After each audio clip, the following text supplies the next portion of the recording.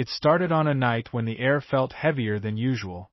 You know the kind of night when the silence isn't just quiet, it's watching. I had been alone for hours, just me, the glow of a single lamp, and the words of an ancient book open on my desk.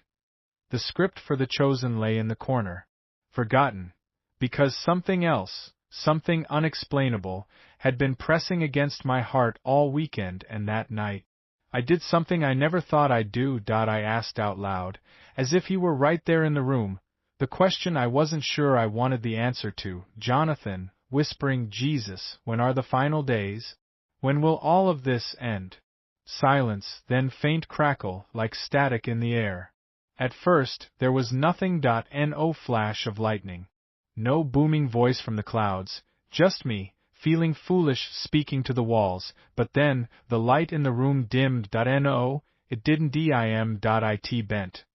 The air shifted, like the world was holding its breath. I blinked, and the lamp flickered once. When my eyes opened again, I wasn't sitting at my desk anymore. I was standing in an open plain, beneath a sky that didn't look like day or night. The horizon was a thin line of gold, everything else gray. Not lifeless, but waiting. And then he was there, not walking toward me, not appearing in a burst of light, just there. Like he had been there all along and I had finally noticed. Narration. I didn't need an introduction. Every part of me knew who I was seeing. Jonathan, breathing hard. Jesus? Jesus, calm, steady, yes. A pause so long it feels like the earth itself is listening. Jonathan, I asked you a question. Jesus, you did. Jonathan, when? When are the final days? A faint wind moves across the plain. Jesus, why do you ask what you do not prepare for? His words hit me harder than if he'd shouted, because I realized I wasn't ready.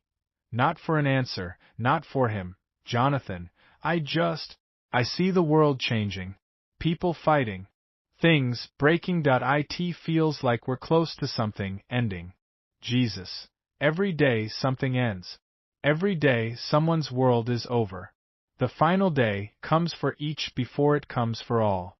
I felt my knees weaken, because I knew he wasn't just talking about the end of the world, that he was talking about my end, your end, the moment none of us can avoid. Jonathan, then tell me, is it soon?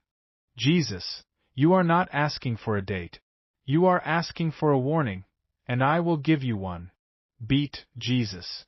When the world stops feeling the weight of its lies, when comfort replaces compassion, when the noise is louder than the truth, the days will grow short.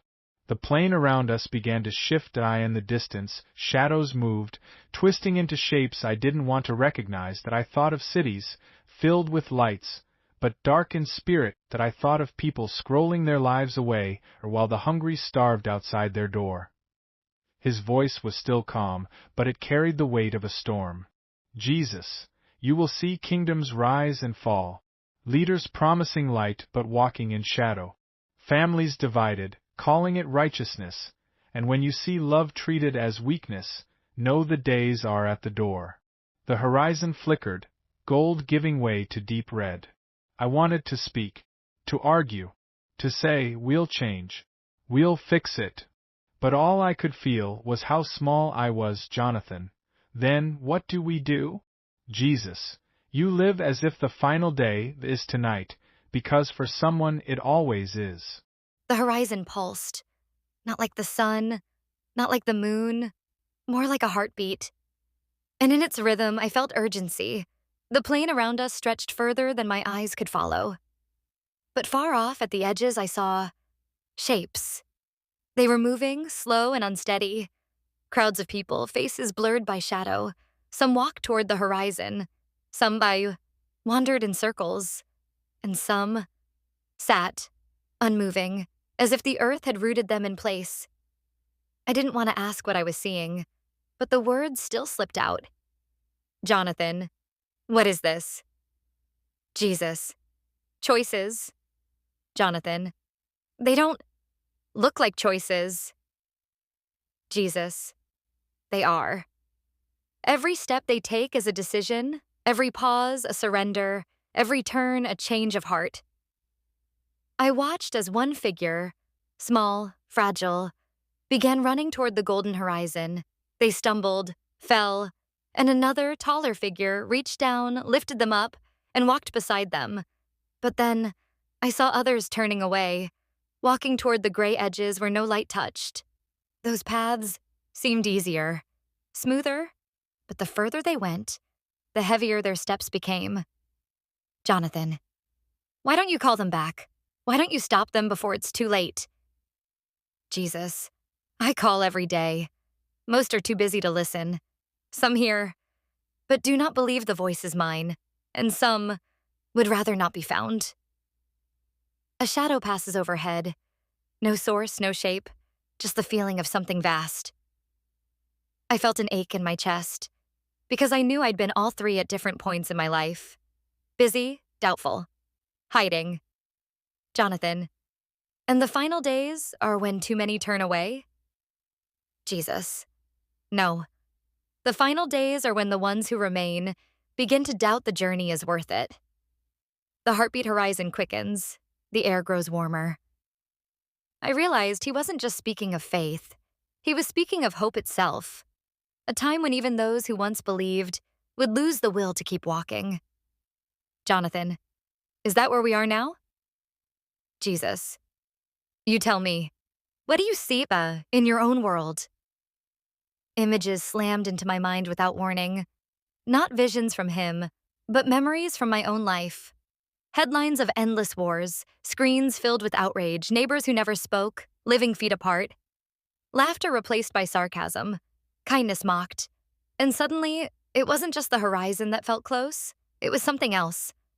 Low rumble builds like distant thunder. Jonathan, I see us tearing ourselves apart. Jesus, then you see clearly, but sight without action is blindness. Narration, my throat tightened, because I knew what he meant. We see the cracks forming, same in our culture, our families, our hearts, and yet we scroll past, numb to the damage. Jonathan, so what's the action? What can we even do when it's this big? Jesus, choose the narrow road, the one that costs you comfort, the one that draws you into the pain of others, instead of away from it. His words burned, because they weren't poetic. They were hard. They meant giving up more than I wanted to. And I hated that he knew I hated it. Jonathan, people aren't going to listen to this. Jesus, they don't have to listen to you. They have to see you. And there it was. The thing I didn't want to hear. Because it's one thing to tell people to live differently. It's another to live differently yourself. Wind rises, carrying faint voices. Laughter, shouting, weeping, all blending together.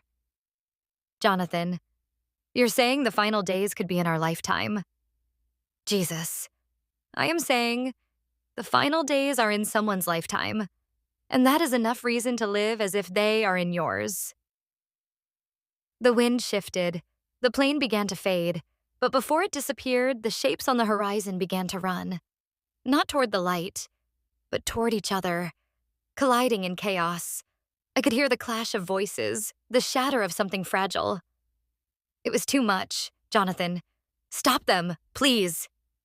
Jesus, they have chosen their fight, and the final days will be filled with many fights, not all with swords, some with words that cut deeper. I could feel the truth of it, the way arguments consume more than weapons, the way pride builds walls higher than any fortress. Suddenly, the golden horizon cracked. A deep fissure of shadow split it in two. The light dimmed, then pulsed again, like a heartbeat growing weak. Jonathan, what's happening? Jesus, everything you cling to is breaking, and what is true is being tested. The ground trembles beneath my feet. I stumbled, looking for something to hold, but the plane was empty. No anchors, no walls, just him. Jonathan, tell me the day. Tell me the hour. If I know I can... Jesus. If you know you will waste your days preparing for a moment, and not for me. His voice was not angry, but it carried the weight of 1,000 storms. I realized I was still trying to control the Weitke.